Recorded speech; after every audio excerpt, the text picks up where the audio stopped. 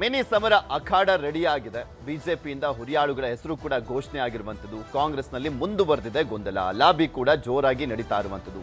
ನಮಗೆ ಬೇಕು ಟಿಕೆಟ್ ಅನ್ನುವಂತ ನಿಟ್ಟಿನಲ್ಲಿ ದಾವಣಗೆರೆ ದಕ್ಷಿಣದಲ್ಲಿ ಶಾಮನೂರು ಕುಟುಂಬ ಒಂದ್ ಕಡೆ, ಮುಸ್ಲಿಮರು ಕೂಡ ಮತ್ತೊಂದ್ ಕಡೆ ಬಹಿರಂಗವಾಗಿ ಸ್ಟೇಟ್ಮೆಂಟ್ ಗಳನ್ನ ಕೊಡ್ತಾ ಇದ್ದಾರೆ. ಬಾಗಲಕೋಟೆಯಲ್ಲಿ ಕುಟುಂಬದ ನಡುವೆನೆ ವೈಮನಸ್ಸು, ಯಾರಿಗೆ ಟಿಕೆಟ್ ಕೊಟ್ಟರು ನಾವಂತೂ ಸುಮ್ಮನಿರಲ್ಲ ಅಂತ ಮೇಟಿ ಕುಟುಂಬದವರು ಅಸಮಾಧಾನವನ್ನ ವ್ಯಕ್ತಪಡಿಸ್ತಾ ಇದ್ದಾರೆ. ಅವ್ರನ್ನೆಲ್ಲರನ್ನೂ ಕೂಡ ಸಮಾಧಾನ ಮಾಡಿ ಟಿಕೆಟ್ ಘೋಷಣೆ ಮಾಡುವಂತದ್ದೇ ಸವಾಲಾಗ್ಬಿಟ್ಟಿದೆ ಕಾಂಗ್ರೆಸ್ಗೆ. ಬಿಜೆಪಿಯಿಂದ 2 ಕ್ಷೇತ್ರಗಳಿಗೆ ಟಿಕೆಟ್ ಅನೌನ್ಸ್ ಮಾಡಿ ಆಯ್ತು. ಬಾಗಲಕೋಟೆಯಿಂದ ಎಕ್ಸ್ಪೆಕ್ಟೆಡ್ ವೀರಣ್ಣ ಚರಂತಿಮಠ ಅವರಿಗೆ ಟಿಕೆಟ್ ಅನ್ನ ಕೊಡಲಾಗಿದೆ. ಕಳೆದ ಬಾರಿ 5,500 ಮತಗಳ ಅಂತರದಲ್ಲಿ ಸೋಲನ್ನ ಕಂಡಿದ್ರು. ಅದೇ ಕ್ಷೇತ್ರದಲ್ಲಿ 3 ಬಾರಿ ಗೆದ್ದಿದ್ರು ವೀರಣ್ಣ ಚರಂತಿಮಠ ಅವರು. ಅದೊಂಥರ ಬಿಜೆಪಿಯ ಭದ್ರಕೋಟೆ ಆಗಿರುವಂಥದ್ದು ಬಾಗಲಕೋಟೆ. ಯಾಕೆಂದ್ರೆ ಇದುವರೆಗೂ 98 ಇಂದ ನೋಡೋದಾದ್ರೆ 98, 99 ಅದಾದ್ಮೇಲೆ ನಡೆದಿರುವಂತ ಎಲ್ಲಾ ಚುನಾವಣೆಗಳಲ್ಲಿ ಒಂದು 7 ಚುನಾವಣೆಯಲ್ಲಿ 2 ಬಾರಿ ಕಾಂಗ್ರೆಸ್ ಗೆದ್ದಿದ್ರೆ 5 ಬಾರಿ ಬಿಜೆಪಿ ಗೆದ್ದಿದೆ. ಸೊ ಹೀಗಾಗಿ ಅದು ಕಳೆದ ಬಾರಿ ಸೋತಿದ್ದು ಬಿಜೆಪಿ ಒಳ ಮೀಸಲಾತಿಯ ವಿಚಾರ ಅನ್ನುವಂಥದ್ರ ಬಗ್ಗೆನೇ ಸಾಕಷ್ಟು ಬಾರಿ ಹೇಳಿದ್ರು ವೀರಣ್ಣ ಚರಂತಿಮಠ. ಅದೆಲ್ಲವನ್ನೂ ಕೂಡ ಸರಿ ಮಾಡ್ಕೊಳ್ತಾರ, ಗೆಲ್ಲುವಂತ ನಿಟ್ಟಿನಲ್ಲಿ ನೆಕ್ ಟು ನೆಕ್ ಫೈಟ್ ಇದೆ ಬಾಗಲಕೋಟೆಯಲ್ಲಿ. ಇನ್ನ ದಾವಣಗೆರೆ ದಕ್ಷಿಣ ಬರೋದಾದ್ರೆ ಶ್ರೀನಿವಾಸ್ ಟಿ ಬಿಜೆಪಿಯ ಅಭ್ಯರ್ಥಿ, ಸಿದ್ದೇಶ್ವರ್ ಬಣದ ವ್ಯಕ್ತಿಗೆ ಮಣಿಯನ್ನ ಹಾಕಿರುವಂತದ್ದು ವರಿಷ್ಠರು ಅಂತ ಹೇಳಲಾಗ್ತಾ ಇದೆ. ಬಣ ಕಿತ್ತಾಟವನ್ನ ಮೀರಿ ಗೆಲ್ತಾರ ಶ್ರೀನಿವಾಸ್ ಅನ್ನುವಂತ ಪ್ರಶ್ನೆ. ಅದ್ರ ಜೊತೆಗೆ ಕಾಂಗ್ರೆಸ್ ನಲ್ಲಿರುವಂತ ಅಸಮಾಧಾನವನ್ನ ಕೂಡ ಅಡ್ವಾಂಟೇಜ್ ಆಗಿ ತಗೊಳಕ್ಕೆ ಆಗತ್ತಾ, ಅದನ್ನ ಯೂಸ್ ಮಾಡ್ಕೊಳ್ತಾರ. ದಾವಣಗೆರೆ ಕಾಂಗ್ರೆಸ್ ನಲ್ಲಿ 3 ಬಣಗಳು ಸೃಷ್ಟಿಯಾಗಿದ್ದಾವೆ. ಮಗನಿಗೆ ಟಿಕೆಟ್ ಕೇಳ್ತಾ ಇರುವಂತದ್ದು ಸಚಿವ ಮಲ್ಲಿಕಾರ್ಜುನ್. ಮುಸ್ಲಿಂ ಸಮುದಾಯದಲ್ಲಿ ಟಿಕೆಟ್ ಪೈಪೋಟಿ 2 ಬಣ ಆಗಿದೆ ಮುಸ್ಲಿಂ ಸಮುದಾಯದಲ್ಲೂ ಕೂಡ. MLC Abdul Jabbar versus Dadu Sait, Zameer versus Mallikarjun ರೀತಿ ಆಗಿದೆ ಫೈಟ್ ಅಲ್ಲಿ.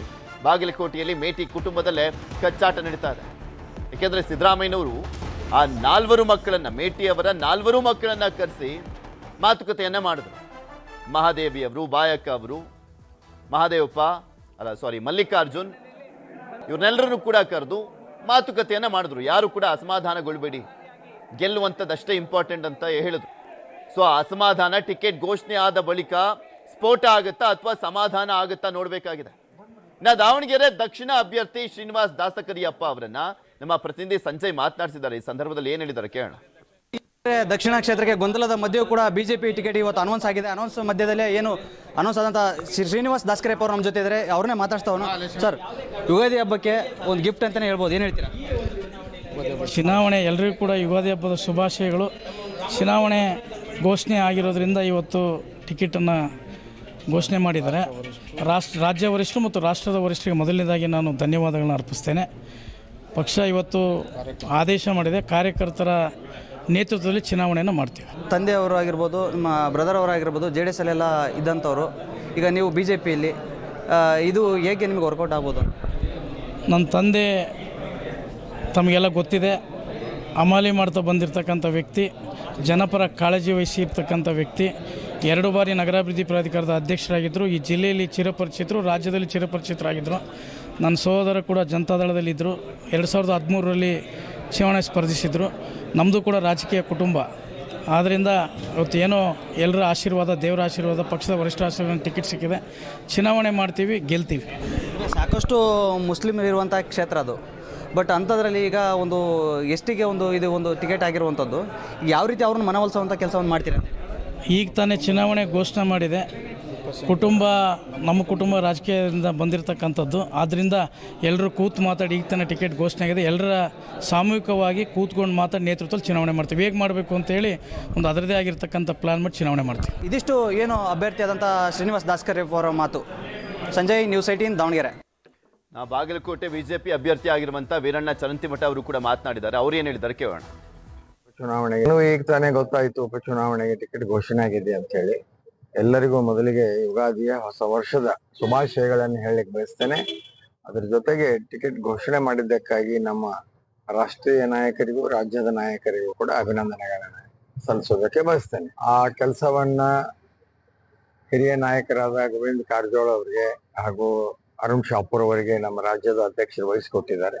ಅವರು ತಮ್ಮ ಕೆಲಸ ಕಾರ್ಯವನ್ನು ಅವರು ಮಾಡ್ತಾ ಇದ್ದಾರೆ. ಸಂಘಟನೆಯ ಕೆಲಸವನ್ನ ನಾವೆಲ್ಲರೂ ಮಾಡ್ತಾ ಇದ್ದೇವೆ. ಬೇರೆ ಪಕ್ಷದ ಟಿಕೆಟ್ಗಳ ಬಗ್ಗೆ ನಾವು ವಿಚಾರ ಮಾಡಕ್ ಹೋಗೋದಿಲ್ಲ. ನಮ್ಮ ಪಕ್ಷದ ಸಂಘಟನೆ ನಾವು ಗೆಲ್ಲಬೇಕು. ಭಾರತೀಯ ಜನತಾ ಪಾರ್ಟಿ ಬಾಗಲಕೋಟೆಯಲ್ಲಿ ಗೆಲ್ಲಬೇಕು. ಇದು ನಮ್ಮ ಕ್ಷೇತ್ರ. ಇಲ್ಲಿ ಹಿಂದುತ್ವ ಗೆಲ್ಲಬೇಕು, ಅದೊಂದು ಅಜೆಂಡಾದಿಂದ ನಾವು ಕೆಲಸ ಮಾಡ್ತಾ ಇದ್ದೀವಿ. ಇದೆಲ್ಲದ್ರ ಬಗ್ಗೆನೂ ಕೂಡ ಮಾತನಾಡ್ತಾ ಹೋಗೋಣ. ನಮ್ಮ ಜೊತೆ ಬಿಜೆಪಿ ವಕ್ತಾರ ಆಗಿರುವಂತ ಎಚ್.ಎನ್. ಚಂದ್ರಶೇಖರ್ ಅವರು ಜಾಯ್ನ್ ಆಗಿದ್ದಾರೆ, ಮತ್ತು ಒಂದ್ ಕಡೆ ಕಾಂಗ್ರೆಸ್ನಿಂದ ರಾಘವೇಂದ್ರ ಗೌಡ ಅವರು ಜಾಯ್ನ್ ಆಗಿದ್ದಾರೆ. ಇಬ್ಬರಿಗೂ ಕೂಡ ಕಾರ್ಯಕ್ರಮಕ್ಕೆ ಸ್ವಾಗತ. ಮೊದಲನೇದಾಗಿ ಬಿಜೆಪಿಯಿಂದ ಆರಂಭ ಮಾಡ್ತೀನಿ. Chandrashekhar sir, finally ready to fight, ಇಬ್ಬರು ಅಭ್ಯರ್ಥಿಗಳನ್ನ ಘೋಷಣೆ ಮಾಡಿದ್ದೀರಾ.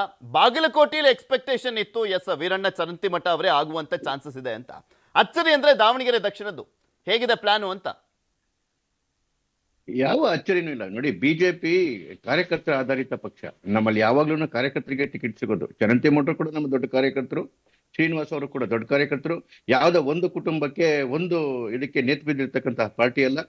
ಯಾವತ್ತೂ ಕೂಡ ತಳಮಟ್ಟದ ಕಾರ್ಯಕರ್ತ ಏನಾದ್ರೂ ಇವತ್ತು ಒಂದು ದೊಡ್ಡ ಹುದ್ದೆಗೆ ಹೋಗೋಕೆ ಸಾಧ್ಯತೆ ಹೇಳಿದ್ರೆ ಅದು ಕೇವಲ ಮತ್ತೆ ಕೇವಲ ಬಿಜೆಪಿನಲ್ಲಿ ಮಾತ್ರ. ಅದು ದಲಿತರಿರ್ಬೋದು, ಹಿಂದುಳಿದ ಸಮುದಾಯದಲ್ಲಿರ್ಬೋದು, ಅತಿ ಹಿಂದುಳಿದ ಸಮುದಾಯದಲ್ಲಿರ್ಬೋದು, ಬಡ ರೈತಾಪಿ ವರ್ಗದವ್ರು ಇರ್ಬೋದು, ಇವ್ರಿಗೆಲ್ಲರಿಗೂ ಅವಕಾಶ ಬಿಜೆಪಿ ಕಲ್ಪಿಸ್ಕೊಡುತ್ತೆ. ಮತ್ತೆ ಇನ್ನು ಚುನಾವಣೆಯ ರಿಸಲ್ಟ್ ವಿಷಯ ಮಾತಾಡಿದ್ರೆ ನಾನು ಈಗ್ಲೇನೆ ಇಬ್ಬರು ಏನು ನಮ್ಮ ಅಭ್ಯರ್ಥಿಗಳಿಗೆ ಅಭಿನಂದನೆಗಳನ್ನ ಸಲ್ಲಿಸ್ತಾ ಇದ್ದೇನೆ. ಚುನಾವಣೆ ಗೆಲ್ತಾ ಇರೋದಕ್ಕೆ ಈಗಲೇ ಅಡ್ವಾನ್ಸ್ ಅಭಿನಂದನೆಗಳು. ಇವು ಮಾರ್ಕ್ ಮೈ ವರ್ಡ್ಸ್. ಯಾಕೆ ಅಂತ ಹೇಳಿದ್ರೆ ನೋಡಿ, 24ರ ಲೋಕಸಭಾ ಚುನಾವಣೆ ಸೋತ ಮೇಲೆ ಕಾಂಗ್ರೆಸ್ ಅವ್ರಿಗೆ ಅವರ ಏನು ವರಿಷ್ಠ ನಾಯಕರಿಗೆ ಒಂಥರ ಮತಿಭ್ರಮಣೆ ಆದಂಗೆ ಆಗಿದೆ. ನೋಡಿ, ಕರ್ನಾಟಕದ ಜನ ಯಾವತ್ತೂ ದೇಶ ಭಕ್ತರು, ದೇಶದ ಬಗ್ಗೆ ಚಿಂತನೆ ಮಾಡ್ತಕ್ಕಂಥವ್ರು, ಡೆವಲಪ್ಮೆಂಟ್ ಚಿಂತನೆ ಮಾಡೋರು. ಇವತ್ತು ಇಡೀ ರಾಷ್ಟ್ರದಲ್ಲಿ ಕಾಂಗ್ರೆಸ್ನ ಚಿಂತನೆಗಳು ಹೇಗಿದೆ ಅಂತ ಹೇಳಿದ್ರೆ, ಇವನ್ ಕಾಂಗ್ರೆಸ್ ಅವರನ್ನೇ ರಾಹುಲ್ ಗಾಂಧಿ ಅವರ ಮೇಲೆ ಅಸಹ್ಯ ಪಟ್ಕೊಂಡು ದೊಡ್ಡ ದೊಡ್ಡ ಲೀಡರ್ಗಳ ಬಿಟ್ಬಿಟ್ಟು ಆತ ಕಡೆಗೆ ಬರ್ತಾ ಇದ್ದಾರೆ. ಯಾಕೆ ಅಂತ ಹೇಳಿದ್ರೆ ಆ ಮನುಷ್ಯ ತಗೊಂಡಿರ್ತಕ್ಕಂಥ ದೇಶ ವಿರೋಧಿ ನೀತಿಗಳು ಮತ್ತೆ ದೇಶ ವಿರೋಧಿ ಇದು. ಮತ್ತೆ ಇನ್ನು ಕರ್ನಾಟಕಕ್ಕೆ ಬಂದ್ರೆ ಆರ್ಥಿಕವಾಗಿ 1947 ಸ್ವಾತಂತ್ರ್ಯ ಬಂದಾಗ್ಲಿಂದನೂ ಆರ್ಥಿಕವಾಗಿ ಸುಭಿಕ್ಷವಾಗಿದ್ದಂತಹ ನಮ್ಮ ರಾಜ್ಯವನ್ನ 4ನೇ ಬಾರಿ ಕೊರತೆ ಬಜೆಟ್ ಬಂಧಿಸಿ ಲಿಟರಲಿ ಅಕ್ಷರಶಃ ದಿವಾಳಿ ಮಾಡಿರ್ತಕ್ಕಂತಹ ಸಿದ್ದರಾಮಯ್ಯವ್ರಿಗೆ ಬಗ್ಗೆ ಜನಕ್ಕೆ ಬರೀ ಕೋಪ ಅಷ್ಟೇ ಅಲ್ಲ, ಅಸಹ್ಯ ಬಂದ್ಬಿಟ್ಟಿದೆ ಸರ್ಕಾರದ ಮೇಲೆ. ಕಾಯ್ತಾ ಇದ್ದಾರೆ ಒಂದು ಆಪರ್ಚುನಿಟಿ ಈ ಸರ್ಕಾರವನ್ನು ಒದ್ದು ಓಡಿಸೋದಕ್ಕೆ. ಅಷ್ಟು ಏನೋ ನರಕ ಪಟ್ಬಿಟ್ಟಿದ್ದಾರೆ ಇದ್ರೊಳಗಡೆಗೆ. ಯಾಕೆ ಅದನ್ನ ನಾವು ನೋಡ್ಕೊಂಡ್ ಬಂದಿದೀವಿ. ಲೋಕಸಭಾ ಚುನಾವಣೆ ನೋಡಿದ್ವಿ, ಯಾವ ರೀತಿ ಚುನಾವಣೆ ಆದ್ರೆ ಒಂಥರ ಚಂದ್ರಶೇಖರ್ ಸರ್, ಇದು ಉಪಚುನಾವಣೆ ಅಂತ ಬಂದಾಗ ಗೊತ್ತಿದೆ ಯಾವ ರೀತಿಯಾಗಿ ಉಪಚುನಾವಣೆಗಳನ್ನ ಫೇಸ್ ಮಾಡ್ಲಾಗತ್ತೆ. ಆ ಹಣ ಬಲ, ಅಧಿಕಾರ ಬಲ, ಮಂತ್ರಿಗಳ ಬಲ, ಆ ಕ್ಷೇತ್ರದಲ್ಲಿ ಆಡಳಿತ ಅನ್ನುವಂಥದ್ದು ಎಷ್ಟು ಮಟ್ಟಿಗೆ ಓಡಾಟ ಆಗುತ್ತೆ. ಯಾವ ಸರ್ಕಾರ ಇದ್ದಾಗ್ಲೂ ಕೂಡ ನೋಡಿದೀವಿ. ಅದೆಲ್ಲ ಈಗ ಇಂಪಾರ್ಟೆಂಟ್ ಆಗುತ್ತಾ? ನೀವು ಹೇಳ್ತಾ ಇದ್ರಲ್ಲ ರಾಹುಲ್ ಗಾಂಧಿ ಅದು ಇದು ಎಲ್ಲ 100% ಇಂಪಾರ್ಟೆಂಟ್ ಆಗುತ್ತೆ. ಯಾಕೆ ಅಂತ ಹೇಳಿದ್ರೆ ಎಲ್ಲ ದೇಶಭಕ್ತಿ ಇರ್ತಕ್ಕಂಥದ್ದು ಕರ್ನಾಟಕದಲ್ಲಿ. ನಾನು ಯಾಕೆ ವಿಷಯ ಹೇಳಿದೆ ಅಂದ್ರೆ, ನೀವು ಉಪಚುನಾವಣೆ ಬಿಟ್ಬಿಡಿ, ಮರಿ ಚುನಾವಣೆಗಳು ನಡೆದ್ವಲ್ಲ ಕೇವಲ 2-3 ತಿಂಗಳ ಕೆಳಗಡೆಗೆ. ಏನು 5 ಸಣ್ಣ ಸಣ್ಣ ಲೋಕಲ್ ಬಾಡಿ ಎಲೆಕ್ಷನ್ಗಳು ನಡೆದ್ವು. ಏನು ಕಾರವಾರದ ಮಂಕಿಯಿಂದ ಹಿಡ್ಕೊಂಡು ದೊಡ್ಡಬಳ್ಳಾಪುರದ ನಗರಸಭೆ ಚುನಾವಣೆವರೆಗೆ 5ಕ್ಕೆ 5 ಬಿಜೆಪಿ ಗೆಲ್ತು. ಯಾಕೆ ಗೆಲ್ತು ಅಂತ ಹೇಳಿದ್ರೆ, ಜನಕ್ಕೆ ತಳಮಟ್ಟದಲ್ಲೂ ಕೂಡ ಜನಕ್ಕೆ ಅಸಹ್ಯ ಬಂದ್ಬಿಟ್ಟಿದೆ. ನಾನು ಆಗ್ಲೇ ಹೇಳಿದೆ, ವಿತ್ ಅದನ್ನ ಮಾತನಾಡ್ತೀರಾ, ಉಪಚುನಾವಣೆ ಮಾತಾಡಲ್ಲ. 3 ಉಪಚುನಾವಣೆದು ಲೋಕಸಭೆ ಎಲೆಕ್ಷನ್ ಅಲ್ಲೇ ಗೆದ್ದಂತವ್ರೆ ಅವ್ರ ಕ್ಷೇತ್ರಗಳನ್ನ ಉಳಿಸ್ಕೊಳ್ಳಿಕ್ಕಾಗ್ಲಿಲ್ಲಪ್ಪ. ಗೆದ್ದಂತವ್ರೆ ಕ್ಷೇತ್ರಗಳನ್ನ ಉಳಿಸ್ಕೊಳ್ಳಿಲ್ಲ. ಬಸವರಾಜ ಬೊಮ್ಮಾಯಿ ಅವರು ಗೆಲ್ಲಿಲ್ಲ, ಬಸವರಾಜ ಬೊಮ್ಮಾಯಿ ಅವರ ಮಗ ಗೆಲ್ಲಿಲ್ಲ, ಕುಮಾರಸ್ವಾಮಿ ಅವ್ರ ಮಗ ಗೆಲ್ಲಿಲ್ಲ. ಅದು ಲೋಕಸಭೆ ಎಲೆಕ್ಷನ್ ಆದ್ಮೇಲೆ ಅಲ್ವಾ ಆಗಿದ್ದು? ಯಾಕೆ ಉಳಿಸ್ಕೊಳ್ಳ ಲೀಡ್ ಬಂದಿದ್ದ ಕ್ಷೇತ್ರಗಳನ್ನ? ಅಲ್ಲ, ನಿಮ್ ಪ್ರಶ್ನೆ ಚೆನ್ನಾಗಿದೆ. ಅದಾದ್ಮೇಲೆ ಬಂದಿದ್ದು ಮರಿ ಚುನಾವಣೆಗಳು, ಲೋಕಲ್ ಬಾಡಿ ಚುನಾವಣೆಗಳು. ಇವತ್ತು ಲೋಕಲ್ ಬಾಡಿ ಚುನಾವಣೆಗೆ ಹೋಗಿ ಕಾಂಗ್ರೆಸ್ ಯಾಕೆ ಎದುರ್ತಾ ಇದೆ ಅಂದ್ರೆ ಇದೇ ಕಾರಣಕ್ಕೋಸ್ಕರ. ಇವತ್ತು ನೀವೇ ಸರ್ವೆ ಮಾಡಿದ್ರೆ ಎಲ್ಲಾ ಮಾಧ್ಯಮಗಳು ಹೇಳ್ತಾ ಇದಾವೆ ಜನಗಳ ಮನಸ್ಸೇನೆ ಅಂತೇಳಿ. ನಾನು ವಿತ್ ಫುಲ್ ಕಾನ್ಫಿಡೆನ್ಸ್ ಈಗಲೇ ಇಬ್ರು ಅಭ್ಯರ್ಥಿಗಳಿಗೆ ಯಾಕೆ ಅಭಿನಂದನೆಗಳು ಸಲ್ಲಿಸಿದೆ ಅಂತ ಹೇಳಿದ್ರೆ, ನಮಗೆ ನಮ್ಮ ಪಕ್ಷದ ಏನು ರಾಷ್ಟ್ರೀಯ ನಾಯಕತ್ವದ ಮೇಲೆ, ರಾಜ್ಯದ ನಾಯಕತ್ವದ ಮೇಲೆ, ಮತ್ತೆ ನಮ್ಮ ಕಾರ್ಯಕರ್ತರ ಮೇಲೆ, ನಮಗೆ ಓಟ್ ಹಾಕ್ತಕ್ಕಂಥ ಜನಗಳ ಮೇಲೆ ಸಂಪೂರ್ಣವಾದ ನಂಬಿಕೆ ಇದೆ. 100% ಗೆಲ್ತೀವ್ರಿ. ನೋಡಿ, ಇವತ್ತು ನಮಗೆ ಬಾಗಲಕೋಟೆನಲ್ಲಿ ಕಾನ್ಫಿಡೆನ್ಸ್ ಇರಬೇಕು, ಇಲ್ಲ ಅಂತ ಹೇಳಲ್ಲ. ನೀವು ತುಂಬಾ ಜಾಸ್ತಿ ಹೆಜ್ಜೆ ಇಟ್ಬಿಟ್ಟು ಓವರ್ ಕಾನ್ಫಿಡೆನ್ಸ್ ಅಲ್ಲಿ ಇದ್ದೀರಾ ಅಂತ ಕಾಣಿಸುತ್ತೆ. ಮಾತನಾಡ್ತೀನಿ, ಅದ್ರ ಬಗ್ಗೆನೂ ಕೂಡ ಮಾತನಾಡ್ತೀನಿ. ನಮ್ಮ ಜೊತೆ ರಾಘವೇಂದ್ರ ಗೌಡರು ಕೂಡ ಇದ್ದಾರೆ, ಕಾಂಗ್ರೆಸ್ನ ವಕ್ತಾರರು. ರಾಘವೇಂದ್ರ ಗೌಡ್ರೆ, ಇನ್ನೂ ಒದ್ದಾಡ್ತಾನೆ ಇದ್ದೀರಾ, ಯಾರಿಗೆ ಕೊಡೋದು, ಯಾರನ್ನ ಸಮಾಧಾನ ಮಾಡೋದು? ಇಲ್ಲಿ ಸಭೆ ಮೇಲೆ ಸಭೆ ಮಾಡ್ತೀರಾ, ಕುಟುಂಬದವ್ರನ್ನೆಲ್ಲ ಸಭೆಗೆ ಕರ್ಕೊಂಡ್ಬಂದು ಸಭೆ ಮಾಡುವಂತ ಪರಿಸ್ಥಿತಿ. ಸರ್ ನಮಸ್ಕಾರ. ಮೊದಲನೇದಾಗಿ ಯುಗಾದಿ ಹಬ್ಬದ ಶುಭಾಶಯಗಳು ನಿಮ್ಮೆಲ್ಲರಿಗೂ ಕೂಡ. ನಮ್ಮ ಈ ಒಂದು ದಾವಣಗೆರೆ ದಕ್ಷಿಣದ ಎಲೆಕ್ಷನ್ ಈಗೇನು ನಮ್ಮ ಕೆಪಿಸಿಸಿ ಹಾಗೂ ಎಐಸಿಸಿ ಅವರು ಇರ್ಬೋದು, ಮುಖಂಡರುಗಳು ಟಿಕೆಟ್ ಅನ್ನು ಫೈನಲ್ ಮಾಡ್ತಾರೆ. ಪ್ರಜಾಪ್ರಭುತ್ವದಲ್ಲಿ ಎಲ್ಲಾ ಒಂದು ವರ್ಗದವರಿಗೂ ಟಿಕೆಟ್ ಕೇಳುವ ಒಂದು ಅವಕಾಶ ಇದೆ, ಅದ್ರಲ್ಲೇನು ಸಂಶಯ ಇಲ್ಲ. ಆ ಒಂದ್ ನಿಟ್ಟಿನಲ್ಲಿ ಕೆಪಿಸಿಸಿ ಅವರು ಸ್ಥಳೀಯವಾಗಿರ್ತಕ್ಕಂಥ ಕಾರ್ಯಕರ್ತರ ಮನದಾಳದ ಮಾತನ್ನು ಕೇಳಿ ಇದ್ರ ಮೇಲೆ ಗೆಲ್ಲುವಂತ ವ್ಯಕ್ತಿಯನ್ನ, ಸೂಕ್ತವಾದ ವ್ಯಕ್ತಿಯನ್ನ ಆಡ್ತದೆ ಅಂತ ನಾನು ಹೇಳಿಕ್ ಬಯಸ್ತಿದ್ದೇನೆ. ಸೂಕ್ತವಾದ ವ್ಯಕ್ತಿ ಅಂದ್ರೆ ಇನ್ನು ಫೈನಲ್ ಆಗಿಲ್ಲ, ಸಮಾಧಾನ ಪಡಿಸುವಂತದ್ದೇ ಆಗಿದೆ.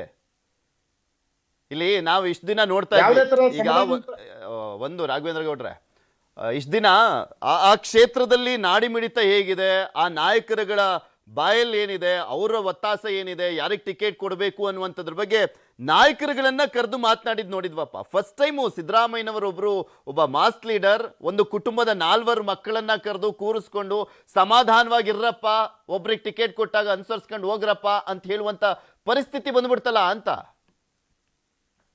ಸರ್ ಅಂತದ್ ಯಾವುದೇ ಒಂದು ಚರ್ಚೆಗಳು ನಡೆದಿಲ್ಲ. ನಮ್ಮ ದಾವಣಗೆರೆ ದಕ್ಷಿಣ ನೋಡೇ ಇಲ್ಲ ಅನ್ಸುತ್ತೆ, ನೋಡೇ ಇಲ್ಲ ಅನ್ಸುತ್ತೆ, ಅಪ್ಡೇಟ್ ಇಲ್ಲ ಅನ್ಸುತ್ತೆ. ನಿನ್ನೆ ಅಷ್ಟೇ ಅವರು ಸಭೆಯನ್ನ ಮಾಡಿದ್ದಾರೆ, ಆ ವಿಡಿಯೋ ಎಲ್ಲ ಇದೆ. ಸರ್ ಸ್ಥಳೀಯವಾಗಿ ಮುಖಂಡರುಗಳನ್ನ ಕರೆದುಕೊಂಡು, ಸ್ಥಳೀಯವಾದ ಮುಖಂಡರಿಗೆಲ್ಲಾ ನಮ್ಮ ಕಾಂಗ್ರೆಸ್ನ ಮುಖಂಡರನ್ನ ಕರೆದುಕೊಂಡು ಸಲಹೆಗಳನ್ನ ಕೇಳಿದ್ದಾರೆ. ಸರ್ ನಾನು ಅದನ್ನೇ ಹೇಳ್ತಾ ಇರೋದು, ಮುಖಂಡರುಗಳನ್ನ ಕರೆಸ್ಕೊಂಡ್ಬಿಟ್ಟು ಏನಿದೆ ಏನು ಎತ್ತ ಅಂತ ಕೇಳೋದು ಬೇರೆ, ಆದ್ರೆ ಕುಟುಂಬದ 4 ಮಕ್ಕಳನ್ನ ಕರೆಸ್ಬಿಟ್ಟು ಸಮಾಧಾನವಾಗಿರ್ರಪ್ಪ ಅಂತ ಸಮಾಧಾನ ಪಡಿಸುವಂತ ಕೆಲಸ ಆಗ್ಬಿಡ್ತಲ್ಲ ಅಂತ ನಾನು ಕೇಳ್ತಿರೋದು. ಮುಖಂಡರು ಕಳ್ಸೋದು ಅದು ರಾಜಕೀಯ ಸರ್, ರಾಜಕೀಯ ಕರೆಸ್ತಾರೆ ನೋಡಿ, ಸಮಾಧಾನವಾಗಿರಿ, ಗೆಲ್ಲಬೇಕು, ಒಗ್ಗಟ್ಟಾಗಿರಿ ಅಂತ ಹೇಳೋದು ಹೌದು, ಒಗ್ಗಟ್ಟಿನ ಪಾಠ ಮಾಡೋದು. ಆದ್ರೆ ಮಕ್ಕಳನ್ನ ಕರ್ಸ್ಕೊಂಡು ಹೇಳುವಂತ ಪರಿಸ್ಥಿತಿ ಅಂತಲ್ಲ ನಾನು ಹೇಳ್ತಿರೋದು. ಇಲ್ಲ ಸರ್, ಇಲ್ಲಿ ನಮ್ಮ ಸ್ಥಳೀಯವಾಗಿ ಶಾಮಲು ಶಿವಶಂಕರಪ್ಪನವರು ಅವರು ಮೊದಲಿನಿಂದಲೂ ನಮ್ಮ ದಕ್ಷಿಣ ಭಾಗಕ್ಕೆ ಅಭಿವೃದ್ಧಿ ಕೆಲಸಗಳನ್ನ ಬಹಳ ಅಚ್ಚುಕಟ್ಟಾಗಿ ಮಾಡಿದ್ದಾರೆ ಸರ್. ಆ ಒಂದು ಬಲ ನಮ್ಮ ಜಿಲ್ಲೆಯ ಎಲ್ಲ ಪ್ರತಿಯೊಬ್ಬ ಕಾರ್ಯಕರ್ತನಿಗೂ ಅದು ಒಂದು ಆತ್ಮಬಲವಾಗಿ ನಮ್ಗೆ ಈಗಲೂ ಒಂದು ಹೆಮ್ಮೆಯ ವಿಚಾರವಾಗಿ ನಿಂತಿದೆ ಸರ್. ಚಂದ್ರಶೇಖರ್ ಸರ್, ಇಲ್ಲಿ ಮೇನ್ಲಿ ನಾನು ಹೇಳ್ತಾ ಇದ್ನಲ್ಲ, ರಾಘವೇಂದ್ರ ಗೌಡ್ರಿಗೆ ಕೇಳಿದ ಪ್ರಶ್ನೆ ನಿಮಗೆ ಕೇಳ್ತಾ ಇದ್ದೀನಿ, ಯಾಕಂದ್ರೆ ಅವರು ಅದನ್ನ ತಗೊಳ್ತಾ ಇಲ್ಲ. ಅವ್ರು ದಾವಣಗೆರೆ ದಕ್ಷಿಣ ಬರ್ತಾ ಇದಾರೆ. ಬಾಗಲಕೋಟೆ ವಿಚಾರ ಇದೆಯಲ್ಲ, ನಾವು ಮುಖಂಡರನ್ನ ಕರೆಸಿ ಅವ್ರ ಸಲಹೆಯನ್ನ ತಗೊಳ್ಳೋದು, ಒಗ್ಗಟ್ಟಿಂದ ಹೋಗಿ ಚುನಾವಣೆಯನ್ನ ಫೇಸ್ ಮಾಡಿ ಅಂತ ಹೇಳೋದು ಒಂಥರ. ಆದ್ರೆ ಕುಟುಂಬದ 4 ಮಕ್ಕಳನ್ನ ಕರೆದ್ಬಿಟ್ಟು ಪಾಪ ಸಲಹೆಯನ್ನ ಕೊಟ್ಬಿಟ್ಟು ಸಮಾಧಾನ ಮಾಡಿಸುವಂತ ಪರಿಸ್ಥಿತಿ ಅಂತ. ಅದ್ ಏನಾಗಿದೆ ಅಂದ್ರೆ, ಮೊಮ್ಮಕ್ಕಳನ್ನು ಕರೆದಿದ್ರಂತೆ, ಪಾಪ ಸ್ಕೂಲಲ್ಲಿ ರಜಾ ಕೊಡ್ಲಿಲ್ಲ ಅಂತ, ಎಕ್ಸಾಮ್ ನಡೀತಿತ್ತಂತೆ. ಇಲ್ದಿದ್ರೆ ಮೊಮ್ಮಕ್ಕಳು ಮರಿ ಮಕ್ಕಳು ಎಲ್ಲಾರು ಕರ್ಸ್ಕೊಂಡು ಮಾಡ್ಬೇಕಾದ ಪರಿಸ್ಥಿತಿ ಇವತ್ತು ಕಾಂಗ್ರೆಸ್ ನಿರ್ಮಾಣ ಆಗಿದೆ. ಯಾಕೆ ಅಂತ ಹೇಳಿದ್ರೆ, ಪೃಥ್ವಿ ಒಂದು ಮಾತು ಹೇಳ್ತೀನಿ, ಇವತ್ತು ಸಿಎಂ ಇವ್ರಿಗೆ ಫಸ್ಟ್ ಟೈಮ್ MLAಗಳು, Iqbal Hussain first time MLA, Basavaraj Shivaganga first time MLA, Nayana Motam ಇಂಥವ್ರು ಹೇಳ್ತಾರೆ ನೀವು ಕೆಳಗಡೆ ಇರಲಿ, ಇನ್ನೊಬ್ಬರನ್ನ ನಾವು ಮುಖ್ಯಮಂತ್ರಿ ಮಾಡ್ಬೇಕು ಅಂತ ಹೇಳಿ ಫಸ್ಟ್ ಟೈಮ್ MLAಗಳು. ಈಗ ಹಂಗಾಗಂದ್ರೆ ಸಿಎಂ ಅವ್ರಿಗೆ MLAಗಳ ಮೇಲೆ ಕಂಟ್ರೋಲ್ ಇಲ್ಲ, ಮಿನಿಸ್ಟರ್ಗಳ ಮೇಲೆ ಕಂಟ್ರೋಲ್ ಇಲ್ಲ. ಇನ್ನು KPCC ಅಧ್ಯಕ್ಷ ಶಿವಕುಮಾರ್ ಅವ್ರು ಏನ್ ಮಾಡ್ತಾರೆ ಯಾರು ಗೊತ್ತಿಲ್ಲ, ಯಾರು ಅವ್ರನ್ನ ಕೇರೆ ಮಾಡಲ್ಲ.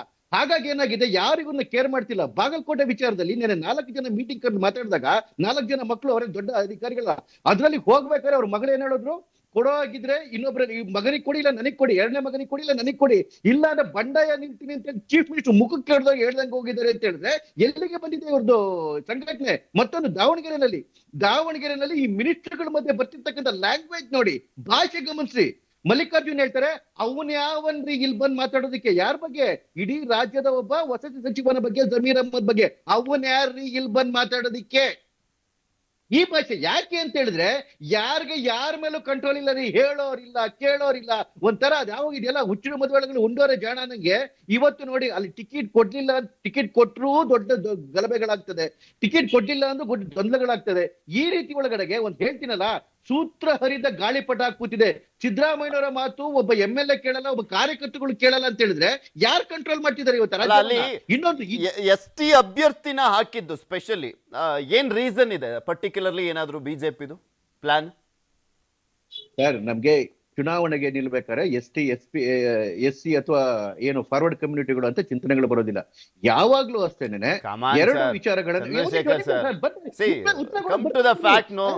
ಏನ್ ಫ್ಯಾಕ್ಟ್ ಇದೆ ಅದನ್ನ ಮಾತಾಡಿ. ಅಲ್ಲ, ನೀವು ಜಾತಿನೇ ಬರಲ್ಲ ಅಂದ್ರೆ ಅದಕ್ಕೆ ಬರ್ತಾ ಇದ್ದೀನಿ ಸರ್, ಸ್ವಲ್ಪ ತಾಳ್ಮೆ ಇರಲಿ ಪೃಥ್ವಿ ಅವರೇ. ನಾನು ಹೇಳ್ತಾ ಇರೋದು, ಪ್ರತಿ ಚುನಾವಣೆಯಲ್ಲಿ ಟಿಕೆಟ್ ಘೋಷಣೆ ಮಾಡ್ಬೇಕಾದ್ರೆ ಆ ಏನು ಕ್ಷೇತ್ರದ ಸಾಮಾಜಿಕ ಏನು ಆಲ್ಗರಿದಮ್ಗಳಿರ್ತದೆ, ಸೋಷಿಯಲ್ ಈಕ್ವಿಲಿಬ್ರಿಯಂ ಏನಿರ್ತದೆ, ಅದನ್ನ ನೋಡ್ಕೊಂಡು ಎರಡು ತುಂಬಾ ಮುಖ್ಯ ಆಗುತ್ತೆ ಇಲ್ಲಿ. ಒಂದು, ನಮ್ಮ ಪಕ್ಷದ ಕಾರ್ಯಕರ್ತ ಆಗಿರ್ಬೇಕು, ನಿಷ್ಠಾವಂತ ಕಾರ್ಯಕರ್ತ ಆಗಿರ್ಬೇಕು. ಎರಡನೇದು, ಸೋಷಿಯಲ್ ಈಕ್ವಿಲಿಬ್ರಿಯಂ ಒಳಗಡೆಗೆ ಎಲ್ಲಾ ಸಮುದಾಯಕ್ಕೂ ನ್ಯಾಯ ಸಿಗ್ತಕ್ಕಂತಹ ಕೆಲಸಗಳಾಗ್ಬೇಕು. ಹಾಗಾಗಿ ಕಳೆದ ಬಾರಿ ಒಂದು ಬೇರೆ ಸಮುದಾಯಕ್ಕೆ ಕೊಟ್ಟಿದ್ವಿ, ಈ ಬಾರಿ ಒಂದು ಸ್ಥಳ ಸಮುದಾಯಕ್ಕೆ ಕೊಟ್ಟಿದ್ವಿ. ಇವತ್ತು ರಾಹುಲ್ ಗಾಂಧಿ ಅವರು ದೇಶದಲ್ಲೆಲ್ಲ OBC SC ಎಷ್ಟು ಜನಕ್ಕೆ ನ್ಯಾಯ ಕೊಟ್ಟಿದ್ದಾರೆ ಅವರು. ಇವತ್ತು ನೋಡಿ, ನಾವು ಒಂದು ಅತ್ಯಂತ ತಳ ಸಮುದಾಯಕ್ಕೆ ನಾವು ಟಿಕೆಟ್ ಅನ್ನ ಘೋಷಣೆ ಮಾಡಿದೀವಿ, ಆ ಟಿಕೆಟ್ ಘೋಷಣೆ ಮಾಡಿ ಗೆಲ್ಲಿಸ್ಕೊಂಡ್ ಬಂದಿದ್ದೀವಿ. ಆ ತಾಕತ್ತು ದಮ್ಮು ಈ ಕಾಂಗ್ರೆಸ್ ಅವ್ರಿಗಿದ್ಯಾ? ಇವತ್ತು ನಮಗೆ ಖುಷಿ ಇದೆ, ನಮಗೆ ಖುಷಿ ಇದೆ. ಇವತ್ತು ಎಲ್ಲಾ ಸಮುದಾಯಗಳಿಗೂ ಎಂದು ಹೇಳ್ತಾ ಇರ್ತಕ್ಕಂಥ ಏನು ಸಾಮಾಜಿಕ ಸಮೀಕರಣ ಏನಿದೆ, ಆ ಸಮೀಕರಣದ ಎಲ್ಲಾ ಸಮುದಾಯಗಳಿಗೂ, ಇವತ್ತು ತಳಮಟ್ಟದ ಸಮುದಾಯಗಳಿಗೂ ನ್ಯಾಯ ಈಗ ಕೊಡ್ತಕ್ಕಂಥ ಚಂದ್ರಶೇಖರ್ ಸರ್, ಈಗ ಅಭ್ಯರ್ಥಿಗಳನ್ನ ಘೋಷಣೆ ಮಾಡಿದಿರಲ್ಲ, ದಾವಣಗೆರೆ ದಕ್ಷಿಣದಲ್ಲಿ JDS ಕೂಡ ಶಕ್ತಿ ಇದೆ. ಯಾಕೆಂದ್ರೆ ಲಾಸ್ಟ್ ಟೈಮ್ ಎಲ್ಲ 20,000 25,000 ಈ ರೀತಿಯಾಗೆಲ್ಲ ಓಟ್ಸ್ ತಗೊಂಡಿದ್ದಾರೆ. ಈಗ ನಿಲ್ಸಿರುವಂತ ಅಭ್ಯರ್ಥಿ ಮೈತ್ರಿ ಅಭ್ಯರ್ಥಿನ ಅಥವಾ ಅಲ್ಲಿ JDS ಅಭ್ಯರ್ಥಿನೂ ಕೂಡ ಏನಾದ್ರೂ ಹಾಕುವಂತ ಚಾನ್ಸಸ್ ಇದೆಯಾ?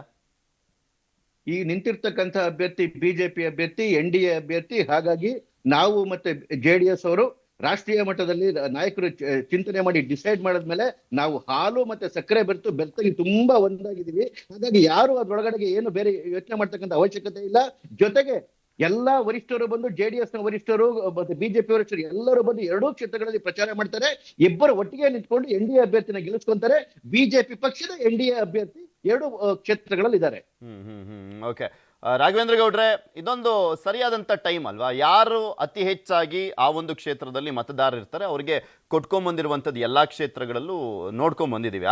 ಆ ಒಂದು ಸಮುದಾಯಕ್ಕೆ ಪ್ರಿಫರೆನ್ಸ್ ಅನ್ನ ಕೊಟ್ಕೊಂಡ್ಬಂದ್ರು. ಇಷ್ಟು ದಿನ ಶಾಮನೂರ್ ಶಿವಶಂಕರಪ್ಪ ಅವರಿದ್ರು, ಆ ಕಾರಣಕ್ಕೋಸ್ಕರ ಅವ್ರಿಗೆ ಕೊಡ್ತಾ ಇದ್ರು. ಇಲ್ಲಪ್ಪ, ನಾನು ಇಲ್ಲ ಬಂದಂತ ಸಂದರ್ಭದಲ್ಲಿ ನಾನು ಮುಸ್ಲಿಮರಿಗೆ ನೆಕ್ಸ್ಟ್ ನೀವೇ ನಿಂತ್ಕೊಳ್ಬಂತ್ರಿ ಅಂತ ಹೇಳಿದ್ರಂತೆ, ಭರವಸೆಯನ್ನ ಕೊಟ್ಟಿದ್ರಂತೆ ಅನ್ನುವಂಥದ್ದನ್ನ ಜಮೀರ್ ಅಹಮದ್ ಖಾನ್ ಹೇಳ್ತಾರೆ. ಅದಾದ್ಮೇಲೆ ಮಲ್ಲಿಕಾರ್ಜುನ್ ಅವರ ಆಕ್ರೋಶ ಯಾವ ರೀತಿಯಾಗಿತ್ತು ಎಲ್ಲರಿಗೂ ಗೊತ್ತಿರುವಂತ ವಿಚಾರಣೆ.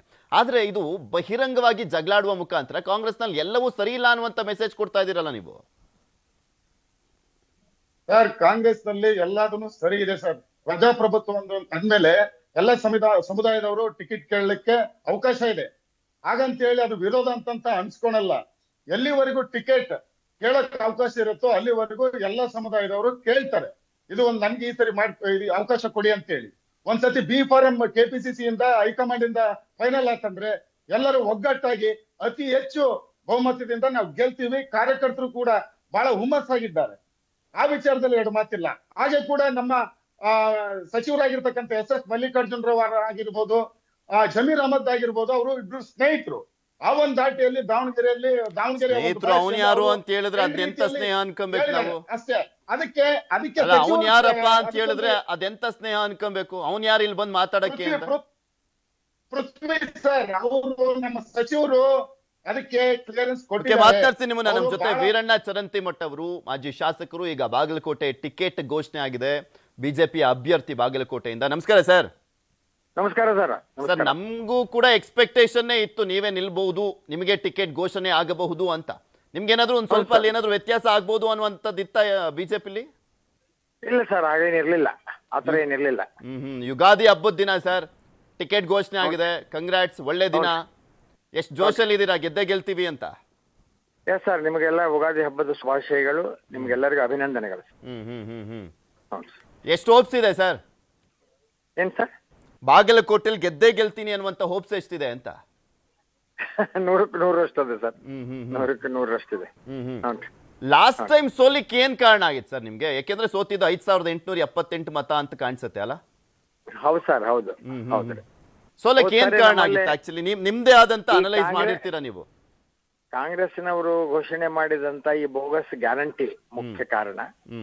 ಆಮೇಲೆ ಕೆಲವು ನಮ್ಮ ಪಕ್ಷದ ಹಿರಿಯ ನಾಯಕರಿಗೆ ಟಿಕೆಟ್ ತಪ್ಪಿದ್ದು ಕೂಡ ಒಂದು ಕಾರಣ.